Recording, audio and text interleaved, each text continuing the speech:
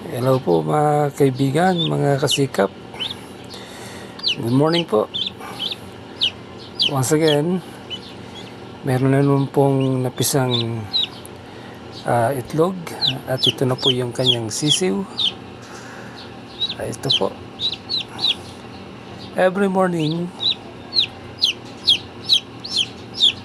pag check ko, lagi pong may sisiw na. Ito po. Malakas po itong sisiw. Malakas po siya.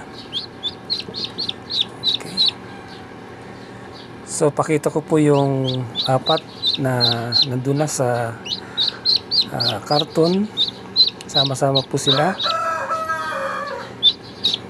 So ito ay dito muna. Mabigat to. Mabigat po siya. Dito muna siya hanggang sa matuyo ng gusto yung kanyang balahibo. Okay. Ganda.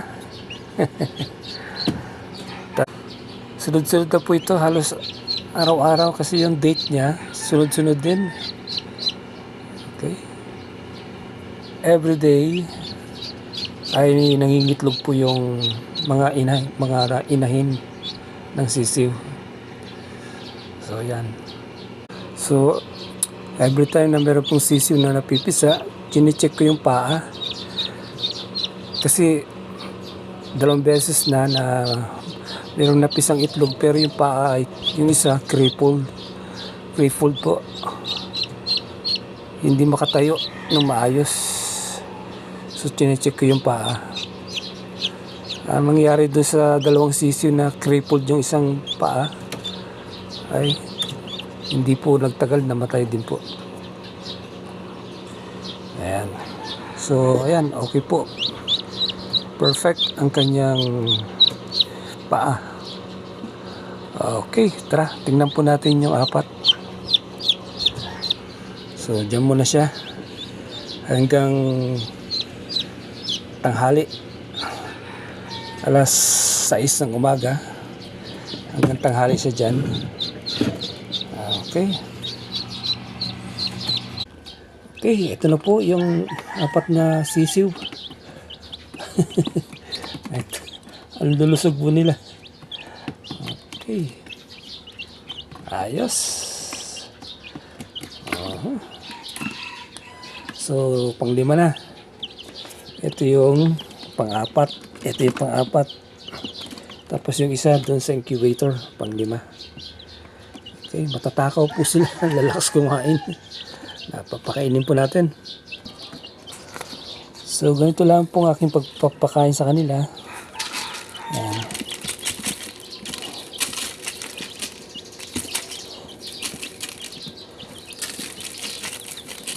Ayan. Okay, tatakaw oh.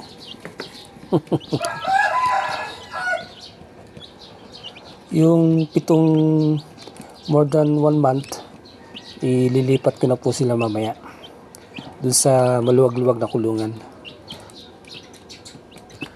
So ito, malaki po ito oh. Ito, ayan, laki oh.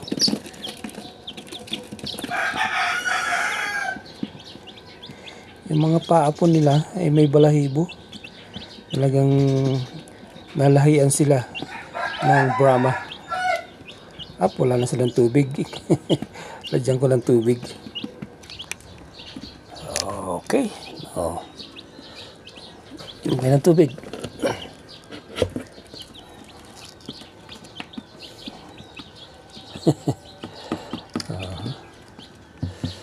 Alam na nila yung tubig nila oh.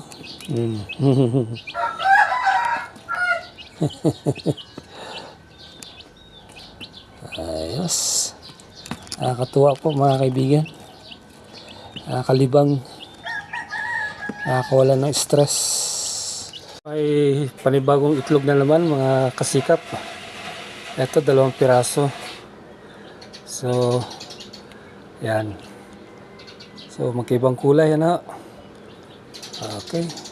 Kakakuha lang ito this morning. I-load ko na para mainitan na, no? Dito yan sa taas, sama-sama sila ng mga bagong itlog. Ayan o. Ayun, kasya. Medyo maliit. Hindi ganong malaki yung itlog. Kasya. So meron tayong 5 rito sa taas. So kahapon April 30.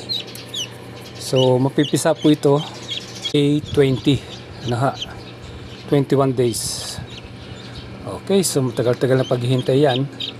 Anyway, ito naman sa baba. Ito yung mga sunod-sunod na mapipisa. 1, 2, 3, 4, 5, 6, 7 itlog ang mapipisa. Halos araw-araw na po yan. And then dito sa gitna, ayan ho. So marami-rami. 1, 2, 3, 4, 5, 6, 7, 8, 9. Sa taas, 5. So marami-rami po yan po. Okay. Very effective po itong aking incubator. 100% very effective itong aking incubator. So maraming salamat po muli mga kaibigan sa inyong matyagang panonood sa aking mga ina-upload na video patungkol sa aking mga alagang sisiw o manok. So lagi ko po kayong update about this. Hanggang sa muli po mga kaibigan. Salamat po.